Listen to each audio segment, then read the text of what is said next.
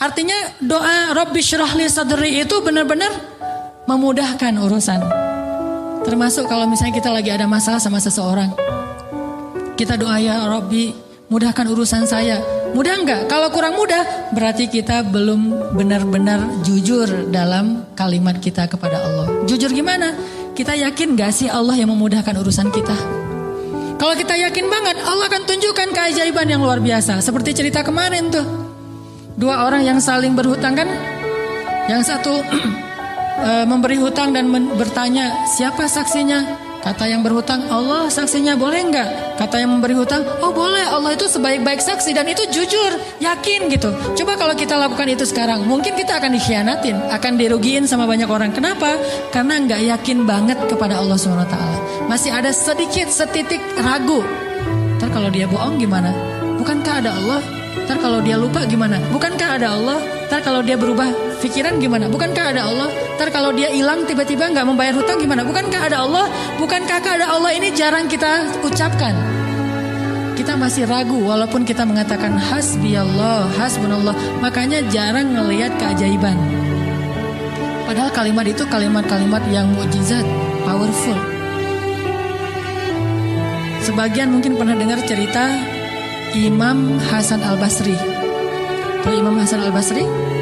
Salah satu ulama generasi tabi'in, generasi kedua. Ceritanya Imam Hasan Al-Basri ini pernah bikin seorang gubernur Baghdad namanya Hajjaj. Ini Hajjaj ini gubernur yang sangat jahat, sering membunuh orang soleh, termasuk sahabat Nabi pernah dibunuh sama dia. Imam Hasan Al-Basri pernah bikin gubernur Hajjaj itu tersinggung. Kapan? Ketika Imam Hasan Al-Basri diundang ke rumah gubernur Hajjaj bersama beberapa ulama yang lain, beberapa tokoh masyarakat, diundang ke rumah barunya, istana gitu. Jadi Raja Hajjaj ini suka bikin istana terus pamer. Ngundang nih, diundang orang-orang penting, minta semacam testimoni gitu, minta komentar. Jadi kalau bahasa kita mah nge-posting di sosial media, terus nunggu gimana menurut kalian. Jadi yang komennya tuh macam-macam ditungguin sama dia. Nanya ke setiap orang yang tamu yang diundang, gimana menurut kamu istana saya? Rata-rata mengatakan ini bagus, istana pertama yang saya lihat yang paling indah segala macam. Bahasa-bahasa memuji lah. Dan gak jujur. Begitu giliran Hasan Al-Basri, ya Syekh Hasan, gimana menurut Syekh tentang istana saya? Syekh Hasan mengatakan, saya sama sekali tidak tertarik dengan semua ini. Sesungguhnya apa yang ada di sisi Allah lebih baik daripada apa yang ada di sisi Anda. Ini ucapan Hasan Al-Basri. Karena lagi ada acara makan siang kayak gitu, banyak orang, Hajjaj menahan emosi. Dia tersinggung banget, marah sebetulnya. Akhirnya udah selesai obrol-obrolan, makan, pulang. Saat pulang, Raja Hajjaj mengutus 2 orang prajurit untuk menangkap Hasan Al-Basri di tengah jalan. Suruh bawa balik lagi ke istana. Mau dia apa? Mau dipancung. Karena dia suka mancung orang soleh. Tangkap tuh Hasan Al-Basri di tengah jalan, didatangi pengawal raja, kemudian dibawa lagi ke istana, mau dipancung. Begitu Hasan Al-Basri berhadapan dengan Hajjaj, Hasan Al-Basri kemudian berdoa di dalam hatinya. Yang tadinya Hajjaj marah besar, pengen bunuh Hasan Al-Basri, pengen memancung Hasan Al-Basri, tiba-tiba pas melihat wajah Hasan Al-Basri, Hajjaj ini berubah seperti orang yang kena hipnotis. Tiba-tiba dia tersenyum, tiba-tiba dia jadi orang yang humble, hangat banget, langsung memeluk Hasan Al-Basri. Selamat datang wahai Syekh, selamat datang, duduk. Syekh, beri saya nasihat, terus dikasih makanan, minuman. Setelah itu dipersilakan pulang, dikasih kendaraan yang terbaik. Sampai akhirnya Hasan Al-Basri keluar dari istana. Ketika di tengah jalan, pengawal-pengawalnya Hajjaj bertanya kepada Hasan Al-Basri, ya Syekh, kami tadi diutus oleh raja menangkap Anda agar Anda dipancung karena raja tersinggung dengan obrolan tadi ketika makan siang. Dan raja dalam keadaan marah besar. Tapi begitu bertemu dengan Anda, tiba-tiba dia berubah, jadi baik, jadi kasih sayang, jadi luluh, emosinya jadi reda. Apa yang Anda lakukan kepada dia? Apakah Anda punya sihir? Kata pengawal. Kata Hasan Al-Basri, saya tidak pakai sihir. Terus apa? Saya sebelum bertemu dengan Hajjaj, tadi saya berdoa. Apa doanya? Ya Rabbi, Engkaulah yang menggenggam hidupku. Kepadamulah aku berserah. Ya Rabbi, padamkanlah amarah di hati Hajjaj sehingga aku selamat sebagaimana engkau mendinginkan api kepada Ibrahim sehingga dia selamat. Ini yang dibaca oleh Hasan Al-Basri. Ya Allah, padamkanlah amarah di hati Hajjaj sehingga aku selamat dari kezalimannya sebagaimana engkau menyelamatkan Ibrahim dari api yang panas. Tiba-tiba Allah padamkan marahnya. Ini namanya zikir, doa powerful. Kenapa? Karena hati Hasan Al-Basri itu benar-benar bergantung kepada Allah itu 100%, gak ragu sama sekali. Gimana pun pengawalnya banyak, tidak membuat dia ragu kepada Allah. Allah lebih besar. Gimana pun kuatnya Hajjaj, tidak ragu kepada Allah. Allah maha kuat. Sehingga kalimat yang sesuai dengan hati, Allah tunjukkanlah keajaiban kepada Hasan Al-Basri. Langsung luluh, langsung berubah dari marah menjadi sayang kepada Hasan Al-Basri. Kenapa kita jarang melihat keajaiban? Karena ucapan kita itu belum selaras dengan hati kita. Gak yakin-yakin amat sama Allah. Sering bilang la haula wala quwata illa billah, tapi kita masih yakin ada kekuatan lain yang mempengaruhi hidup kita. Padahal kata Nabi kepada Ibnu Abbas, kalau semua orang berkumpul dan ingin menolong kamu, mereka tidak dapat menolong kamu kecuali dengan seizin Allah. Kalau mereka semua berkumpul ingin mencelakai kamu, mereka tidak bisa mencelakai kamu kecuali dengan ketetapan Allah. Allah, Allah, Allah, di tangannya lah segala kebaikan, di tangannya lah segala kerajaan. Tabarakalladzi biyadihil mulk wa huwa ala kulli syai'in qadir. Percaya enggak kita dengan ayat itu? Jawab dengan hati kita masing-masing.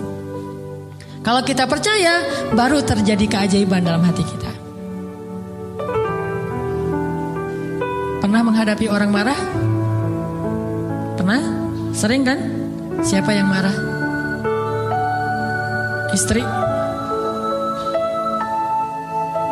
Tahu gimana kalau istri lagi marah? Oh, belum tahu ya. Ya udah deh, ganti contoh. Orang tua deh, orang tua. Saya lupa aja nih kalau saya di hadapan para jomblo fisabilillah. Kalau istri lagi marah, padamkan marahnya itu bukan dengan hadiah dunia dulu. Itu buat kita ragu sama Allah dan mengandalkan materi. Pas marah, tunjukin mau ke Lombok, Bali, Jogja, atau Maldives. Pasti dia pilih Maldives tuh. Pas dia pilih Maldives, kita nangis. Kenapa? Dananya gak cukup. Makin marah dia tuh. Jangan nawarin materi dulu untuk meredakan marah seseorang. Karena kita akan bergantung kepada materi itu. Ternyata ampuh. Kalau dia marah, saya kasih tuh brosur. Brosur doang. Kalau lagi marah, nonton yuk. Pelan-pelan reda marahnya, berarti efektif. Nonton cukup bagi saya.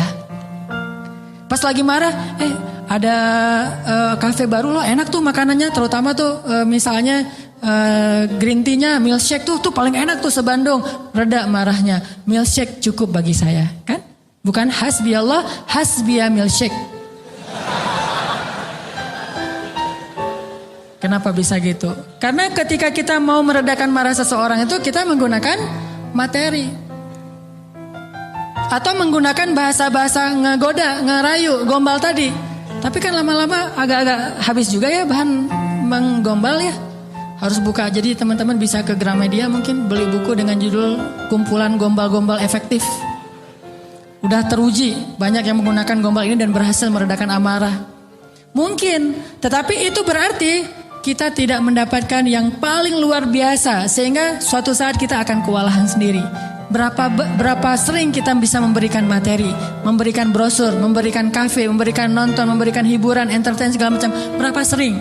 Coba sesekali ketika menghadapi seseorang yang marah, andalkan Allah. Pas mau ketemu orangnya, ya Rabbi, ya Rabba Ibrahim, wahai Tuhan Ibrahim, padamkanlah amarah istri saya sebagaimana engkau memadamkan api bagi Ibrahim. Terus temuin. Kalau masih marah, ya Allah astagfirullahaladzim, berarti saya belum jujur nih. Masih belum yakin sama Allah, istighfar lagi, ya Allah padamkan. Masih marah, ya Allah padamkan. Terus saja sampai yakin. Kalau kita yakin itu berubah loh, benar-benar berubah. Kalau nggak bisa langsung, bertahap, tergantung iman. Ada orang yang imannya baru redam amarah seseorang itu 1 jam. Berarti imannya iman 1 jam. ada yang setengah jam, ada yang 10 menit, ada yang ketemu berubah langsung. Sampai orang yang marah itu juga terheran-heran. Kenapa ya? Saya tadi sebetulnya lagi sebel banget sama kamu, tapi pas ngelihat kamu jadi berubah, kenapa ya? Karena Allah. Ini mah masalah iman, bukan masalah fasihnya mengucapkan hasbi Allah. Semua kita mah yang namanya hasbi Allah pasti fasih, apalagi sadaqallah itu paling fasih tuh. Sadaqallahul azim itu fasih banget. Kenapa? Apalagi baca 1 juz pengen sadaqallah cepet-cepet kan? Itu fasih. Bismillah fasih, hasbi Allah. Insya Allah tahsin hasbi Allah wa ni'mal wakil. Malah kita kadang-kadang kalimat hasbi Allahnya tuh lebih keren daripada sahabat loh. Kalau sahabat kalimatnya cuma gini, hasbunallah wa ni'mal wakil.